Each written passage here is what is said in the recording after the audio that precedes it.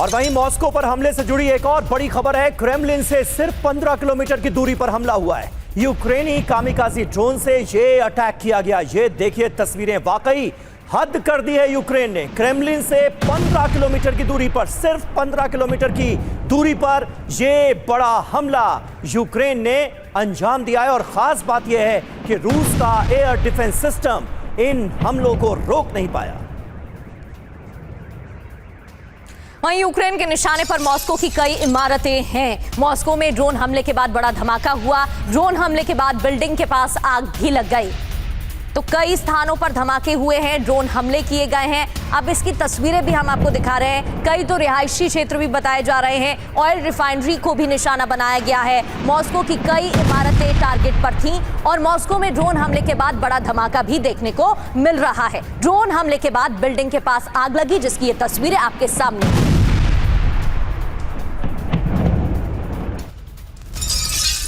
और वहीं मॉस्को में यूक्रेन के विध्वंसक हमले का एक और वीडियो सामने आ गया है। ड्रोन हमले, मॉस्को की कई बिल्डिंग में आग लग गई है। इन हमलों के बाद, यूक्रेन के हमले के बाद अलर्ट सायरन बजे।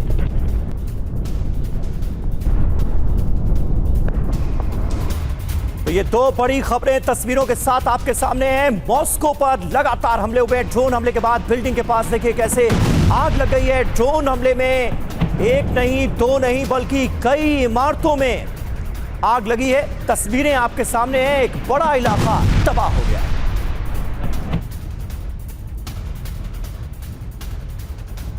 तो ये है ज़ेलेंस्की का इंतकाम। मॉस्को में मचा दिया कोहराम। रूस की राजधानी पर यूक्रेन ने बहुत बड़े हमलों को अंजाम दिया है। रूस की 9वीं बड़ी रिफाइनरी में आग लग गई है।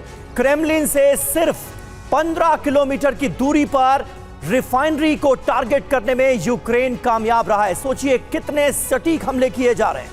रिफाइनरी से हर रोज 2,30,000 बैरल तेल रिफाइन होकर निकलता है। यूक्रेन ने मॉस्को पर कामिकाजी ड्रोन के जरिए ये बड़े हमले अंजाम दिए। मनीष झा हमारे साथ, हमारे सहयोगी इस वक्त मौजूद हैं।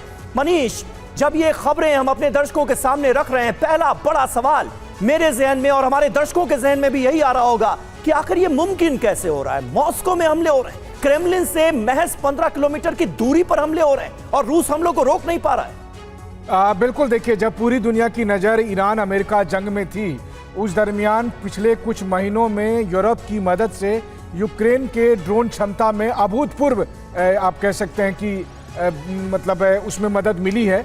और जिसका परिणाम यह है कि आज की तारीख में यूक्रेन मॉस्को के भीतर बहुत सारे जगह पर एक साथ अटैक करने की क्षमता रखता है।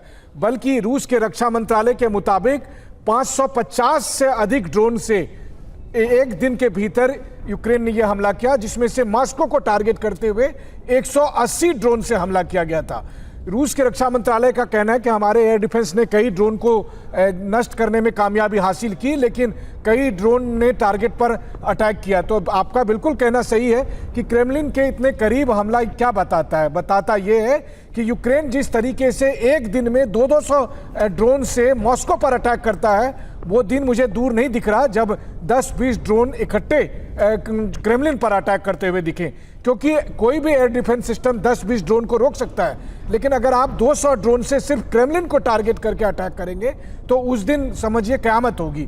तो जाहिर है कि यूक्रेन अब अपनी पूरी ताकत दिखा रहा है। लेकिन टाइमिंग देखिए, 24 घंटे पहले यूक्रेन के राष्ट्रपति ज़ेलेंस्की ने ट्रंप से और EU के सभी नेताओं से मुलाकात की। G7 की मीटिंग से वो निकले और उसके तुरंत बाद ये हमला हुआ। मतलब अमेरिका और यूरोप की हरी झंडी है इस हमले में। बिल्कुल।